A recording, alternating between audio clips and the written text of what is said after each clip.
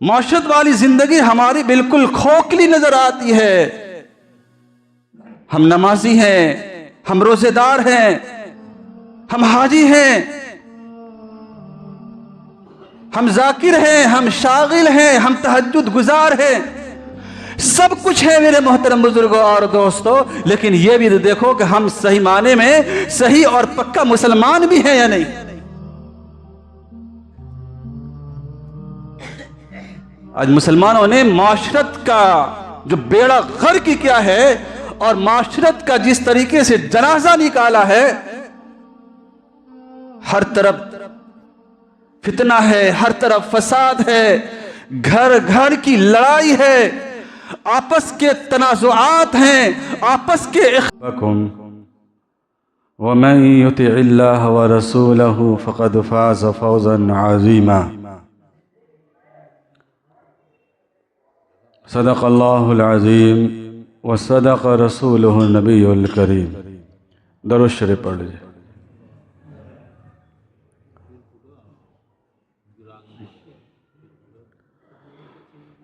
محترم معزز بزرگوں، نوجوان ساتھیوں، پیارے عزیز بچوں،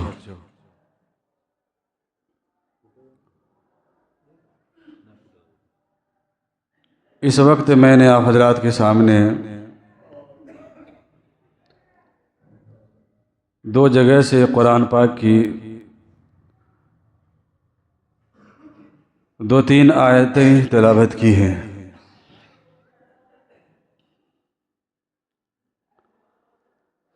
پہلی آیت میں اللہ تبارک و تعالی نے فرمایا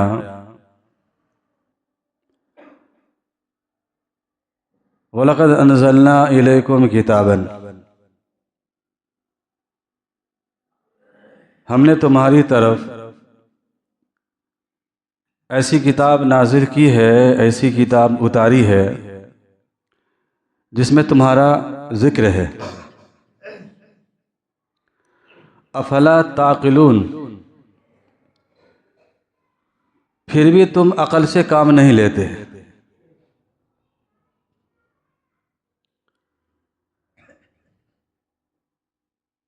آیت شریفہ کا صاف اور سادہ اور سیدھا مطلب یہ ہے کہ اللہ تبارک و تعالی نے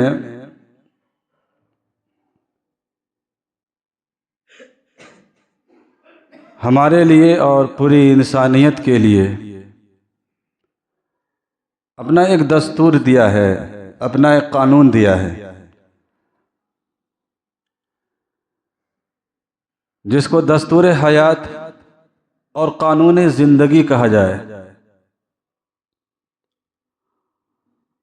اور وہ اللہ کی مقدس کتاب ہے۔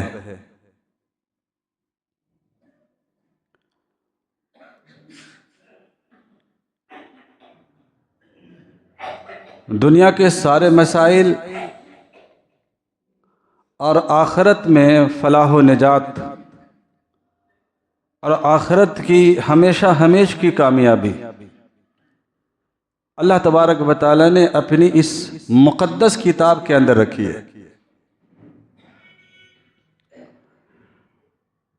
اسی کو اللہ تبارک و تعالی نے بیان فرمایا کہ ہم نے تمہیں ایک ایسی کتاب دی ہے، ایک ایسی کتاب تمہارے پاس ہم نے نازل کی ہے، اپنی کتاب اتاری ہے جس میں تمہارا ذکر ہے، پھر بھی تم عقل سے کام نہیں لیتے۔ یعنی اس کتاب کو پڑھتے، اس کتاب کو سمجھتے، اس کتاب کو پڑھ کر اور سمجھ کر اس پہ عمل کرتے۔ تمہارا ذکر کا مطلب کہ تم اسے پڑھتے، سمجھتے اور پھر اس کے اوپر عمل کرتے۔ تمہاری دانشمندی اور تمہاری عقل مندی اور تمہاری ہوشیاری اسی بات کے اندر ہے کہ تم اس کے اوپر عمل کرو۔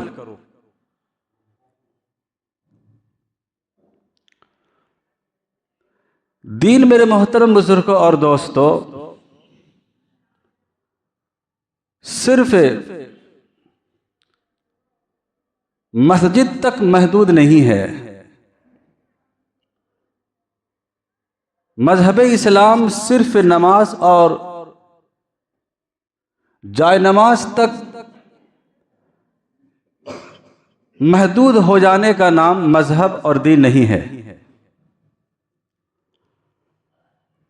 بلکہ مذہب اسلام ایک ایسا مکمل ضابطۂ حیات ہے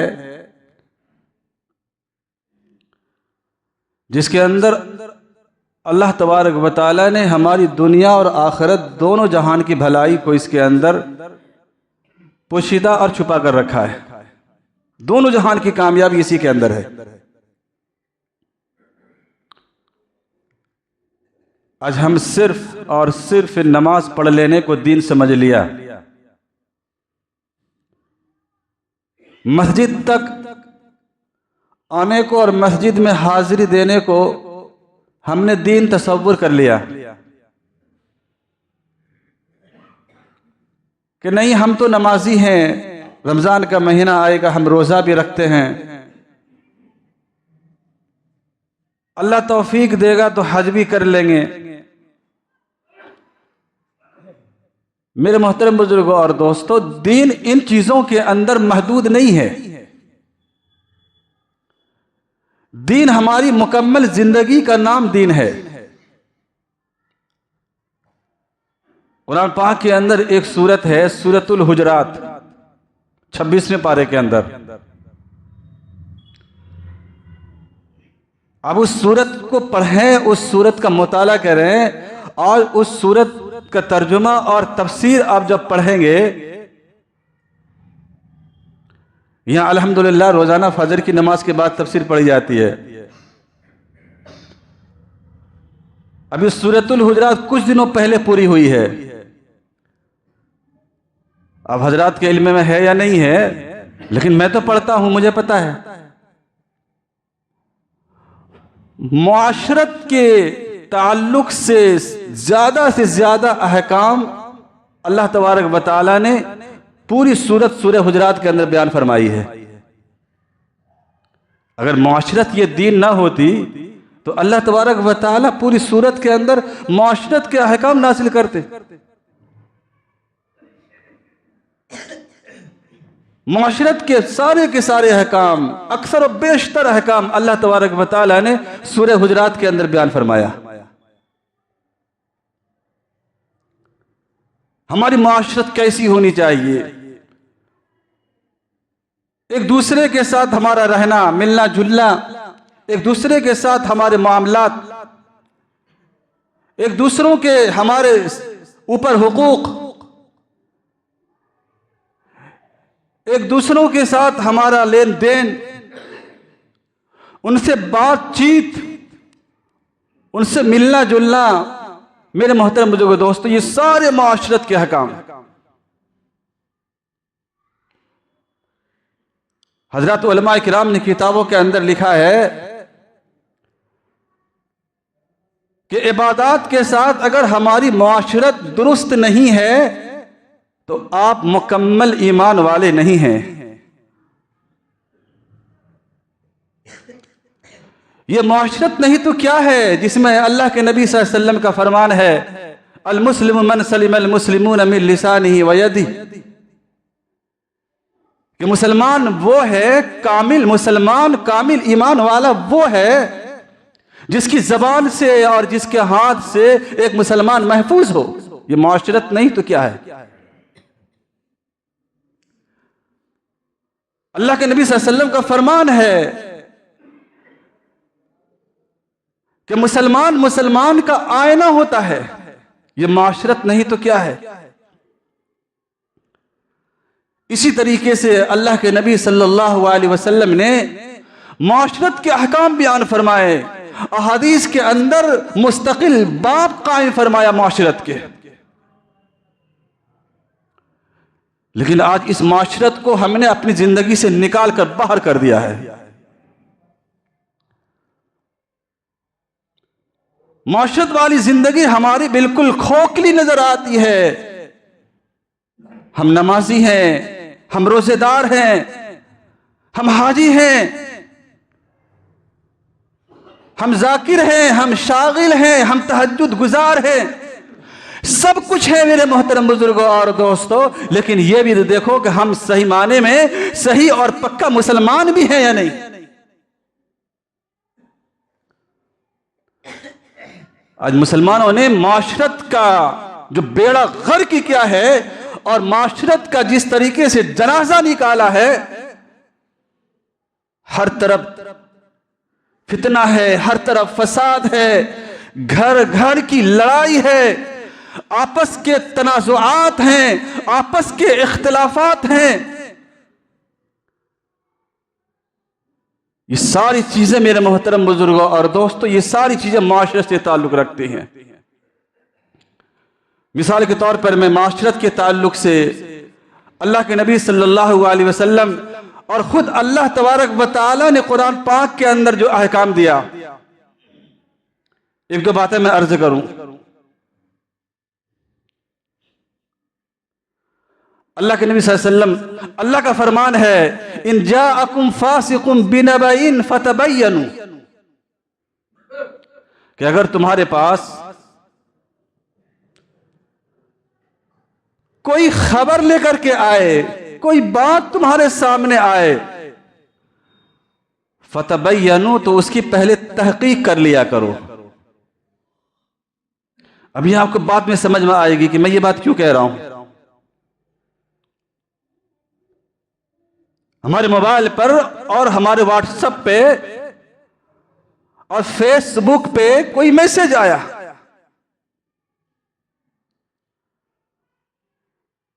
میرے محترم بزرگوں دوستو، ہم اور آپ موبائل چلانے والے 4G اور 5G والے، یہ جو بڑا موبائل ہے نا، بغیر تحقیق کیے ہوئے، بغیر تفتیش کیے ہوئے، یہ جو میسج آیا ہے، یہ جو خبر آئی ہے، یہ جو ویڈیو آئی ہے، کوئی تحقیق نہیں کریں گے، کوئی تفتیش نہیں کریں گے، صحیح ہے کیا صحیح ہے کیا غلط ہے، میرے دوستو بس ہم اپنا رد عمل دینا شروع کر دیتے ہیں۔ رد عمل کا مطلب ہمارا رد عمل شروع ہو جاتا ہے، فوراً کلک کریں گے، فارورڈ کر دیں گے، فارورڈ کا بٹن دبایا، فوراً کلک کیا اور وہ گروپ میں شیئر ہو گیا،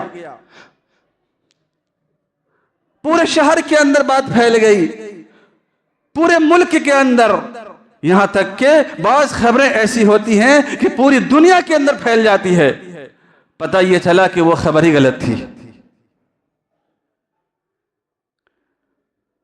ایک معاشرت کی کتنی بڑی اہم اور کتنی بڑی اہم چیز ہے۔ میرے دوستو لگتا کچھ نہیں ہے، 2 سیکنڈ کا کام ہے، 3 سیکنڈ کا کام ہے، زیادہ وقت نہیں لگتا ہے، ہمیں کلک کرنے میں اور فارورڈ کرنے میں زیادہ وقت نہیں لگتا ہے، لیکن میرے محترم بزرگوں دوستو پوری دنیا کے لیے آفت کا ذریعہ بن جاتا ہے۔ ایک دوست دوسرے دوست سے جدا ہونے لگتا ہے، ہم نہیں جانتے، ہمیں پتہ نہیں ہے کہ ہم جس میسج کو فارورڈ کر رہے ہیں اور جس میسج کو ہم آگے بھیج رہے ہیں،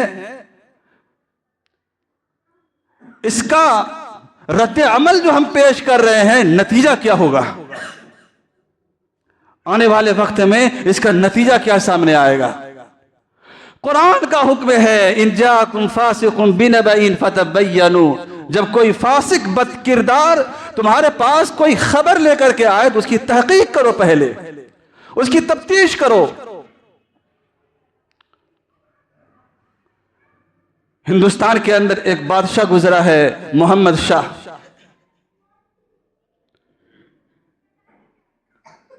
یہ ایسے عشرت ناز و نعمت تنعم کے اندر پلنے والا بادشاہ، اسے نماز اور روزے اور دین کے احکامات سے اتنا لگاؤ نہیں تھا. دلی کے حکومت کے اوپر بیٹھ کر, دلی کی گدی پر بیٹھ کے دلی کی گدی پر بیٹھ کر حکومت کیا کرتا تھا؟ جب بادشاہ کی نیت خراب ہو جائے اور جب ملک کا بادشاہی بگڑ جائے تو رعایا کا بگڑنا ظاہر ہے. دوسرے ملک کے بادشاہ نے فائدہ اٹھا لیا. ایران کا رہنے والا بادشاہ نادر شاہ, انہوں نے دیکھا کہ دلی کے تخت پر بیٹھا ہوا بادشاہ عیش و عشرت کی زندگی کے اندر مست ہے, نہ اپنی خبر ہے, نہ رعایا کی خبر ہے, نہ ملک کی حفاظت کی خبر ہے, نہ سرحد کی کوئی پابندی ہے. نادر شاہ جو ایران کا رہنے والا بادشاہ ہے, انہوں نے کہا کہ موقع اچھا ہے, ہاتھ صاف کر لینا چاہیے. پھر کیا تھا میرے محترم بزرگو دوستو؟ نادر شاہ نے ایران سے فوج روانہ کیا اور خود آیا اور دہلی کے اوپر حملہ کر دیا. یہ تو عیش عشرت کے اندر مست تھا, اس کی رعایا اس سے خفا تھی, رعایا اس سے پریشان تھی, فوج کا کوئی معقول نظم نہیں تھا کہ دفاع کر سکے. میرے محترم بزرگو دوستو, نادر شاہ نے معمولی سی لڑائی کے بعد دہلی کے تخت کو الٹ دیا اور خود اس کے اوپر قابض ہو گیا. لیکن وہ بادشاہ نادر شاہ انصاف پسند تھا, محمد شاہ کو گرفتار نہیں کیا بلکہ رہنے دیا اور اسے کوئی سزا نہیں دی. بات چلتی رہی. کچھ دنوں کے بعد ایک خبر اڑی اور خبر اڑائی گئی کہ محمد شاہ جو دلی کا عیش عشرت والا بادشاہ تھا, انہوں نے نادر شاہ کو قتل کروا دیا. یعنی ایران کے بادشاہ کو انہوں نے قتل کروا دیا. ایک بات اڑی, ایک خبر اڑی, ایک ایسی افواہ پھیلی دلی کے اندر. پھر کیا تھا میرے محترم بزرگوں اور دوستو؟ دلی کی گلیوں میں اور دلی کے روڈوں پر اور پورے شہر کے اندر ایک واویلا مچ گیا. ایران کا بادشاہ ہے, نادر شاہ بادشاہ ہے, جنہوں نے دلی کو فتح کیا ہے.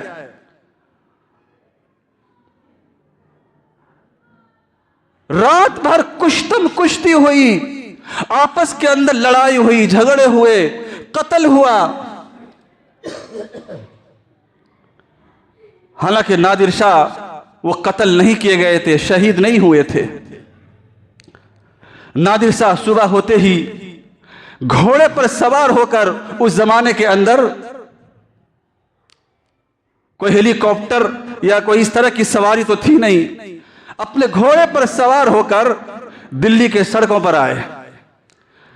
یعنی اپنی فوج کو دکھایا کہ میں باقاعد حیات ہوں, مجھے قتل نہیں کیا گیا. لیکن اس ہندوستان کی فوج نے ایک نہ سنی, ایک نہ دیکھی. نادر شاہ بادشاہ کو دیکھ کر بھی انہوں نے قتل کا جو معیار بنایا تھا وہ قتل کا معیار جاری رکھا. نادر شاہ کے آنکھوں کے اندر خون اتر آیا, غصے کا خون اتر آیا. نادر شاہ کا آنکھ غصے کے خون سے سرخ ہو گیا. اپنی فوج کو حکم دیا. جب نادر شاہ کا حکم ہوتا ہے, اپنی فوج کو جب حکم دیا, تاریخ شاہد ہے, ہندوستان کی تاریخ کے اندر یہ بات لکھی ہوئی ہے. تاریخ بتاتی ہے کہ سے پہر تک سینکڑوں فوجی اور سینکڑوں ہندوستانی, ایران کے بادشاہ نادر شاہ کی فوج نے ہندوستان اور دہلی کے سرزمین کو لال و زار کر کے خون کی ندیاں بہہ گئی. کہیں سے پہر میں جا کر کے لڑائی رکی. یہ کیا تھا میرے محترم بزرگو دوستو؟ صرف اور صرف ایک اڑی اڑائی خبر تھی, ایک افواہ پھیلی تھی. اس افواہ کا یہ نتیجہ ہوا. اور آج ہمارا کیا عمل ہے کہ ہم معمولی سے کوئی خبر ہمارے موبائل کے اوپر, ہمارے ہمارے 4G اور 5G کے اوپر آتا ہے، ہم بلا تحقیق کے بلا تفتیش کو اسے فارورڈ کر دینا شروع کر دیتے ہیں۔ اس لیے میرے محترم بزرگوں دوستو، اسلام کا ایک مضبوط نظام اور اسلام کا ایک معاشرت کا اور ہماری سماجی آہنگی کا اور ہماری سماجی زندگی کا ایک مضبوط ہدایت یہ ہے کہ ہر سنی سنائی بات کے اوپر بھروسہ اور ہر سنی سنائی بات کے اوپر اس پر اعتماد نہ کیا کرو، بلکہ اس کی پہلے تحقیق کر لیا کرو۔ حدیث کے اندر اللہ کے پیارے نبی، سارے جہان کے سردار محمد عربی صلی اللہ علیہ وسلم کا فرمان ہے، کفا بالمرء کذباً، کہ انسان کے جھوٹے ہونے کے لیے بس اتنی سی بات کافی ہے کہ ہر سنی سنائی بات کو پھیلا دے، بلا سند کے، بلا تحقیق کے، بلا تفتیش کے ہر سنی سنائی بات کو پھیلا دینا، یہ انسان کے جھوٹے ہونے کے لیے بات کافی ہے۔ اس لیے میرے محترم بزرگوں دوستو، اسلام جو ایک مکمل نظام حیات ہمیں دیتا ہے، اس مکمل نظام حیات کے اندر سے ہمیں ایک ہدایت یہ بھی ملتی ہے کہ ہم ہر میسج کو اور ہر فیس بک اور ہر انسٹاگرام اور ہر واٹس ایپ کے میسج کو ہم فارورڈ نہ کیا کریں، پہلے تحقیق کر لیا کرو۔ ان جاءکم فاسق بنبأ فتبینوا، جب کوئی میسج آئے، جب کوئی پیغام آئے تو اسے شیئر کرنے سے پہلے، اسے گروپ میں ڈالنے سے پہلے، کلک کا بٹن دبانے سے پہلے میرے محترم بزرگوں دوستو سوچ لو تو کہ اس کا انجام اور اس کا نتیجہ کیا ہونے والا ہے۔